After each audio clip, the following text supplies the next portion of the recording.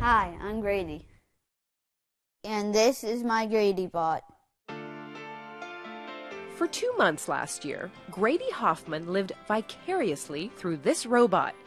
In the spring of 2012, Grady, then 8 years old, was told he needed a bone marrow transplant and that afterwards he'd be confined to a small isolation room in a hospital. A dreaded sentence for a young boy who prefers mucking about with his 2 older brothers. But a family friend convinced Silicon Valley company Anybots to loan Grady a QB, one of their telepresence robots, which the family dubbed GradyBot. I was happy, really happy. Why? Because I knew I can be home, but I wasn't actually home. Cameras on the QB served as Grady's eyes, a microphone and speakers as his ears.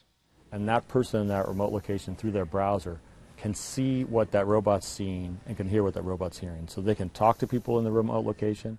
From the hospital, Grady remotely navigated the 2-wheeled self-balancing robot around the Hofmann home.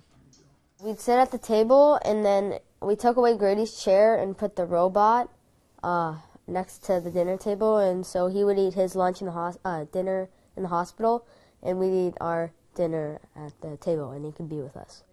GradyBot joined his brothers for pre-bedtime gabs, visited his classmates at school, celebrated his brother's birthday, and endured the usual sibling torment. It was kind of fun, but yet weird. It was more fun to have Grady on the robot. So then if we got annoyed, we just turned him off. He finally had a mute button. They may tease, but the Hofmann clan, especially Mum Amy, realized the GradyBot was a bright spot during a difficult time.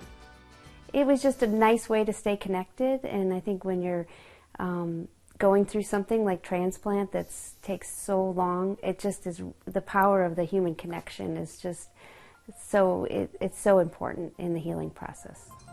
The boys agree the QB was easy and fun to use, though they did suggest one improvement. I don't know how you'd make it, but arms would be awesome on the robot. We had a suggestion too. While demoing the device, we noticed occasional connection hiccups, which compromised the experience.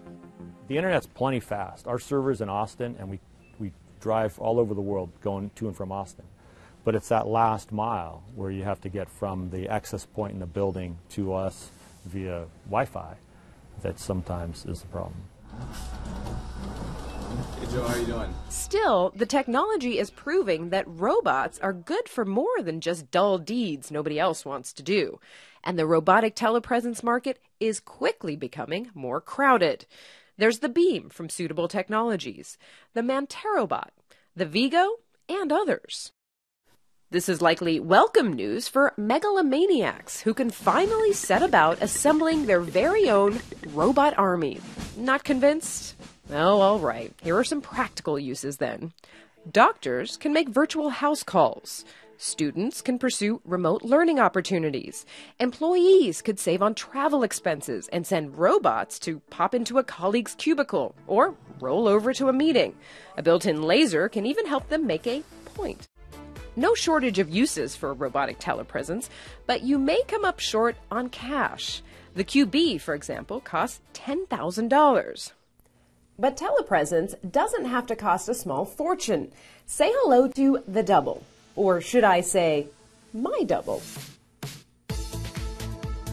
The double runs $2,000. Like the QB, it's a 2-wheeled self-balancing robot. But instead of integrated cameras and speakers, it uses an iPad, which, as you might have guessed, isn't included. It has gyros, it has accelerometers to sense where it's going and if it's tilting forwards and backwards, and of course it has motors. The lower price opens doors for some interesting uses.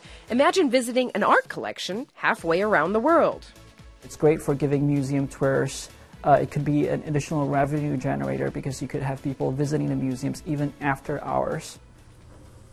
Double Robotics suggests that parents could keep an eye on their kids. Of course, the crafty kids will figure out how to outsmart the technology. 13-year-old me would just lock this babysitting bot in the closet. Bye, Mom.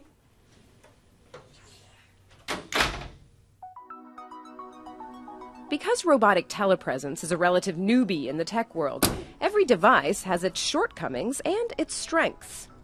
The height of the QB must be changed manually, but on the Double, it can be adjusted on the app with a button. The Double is lightweight, but less robust than the sturdy QB. And of course, none of them can overcome a common obstacle: stairs.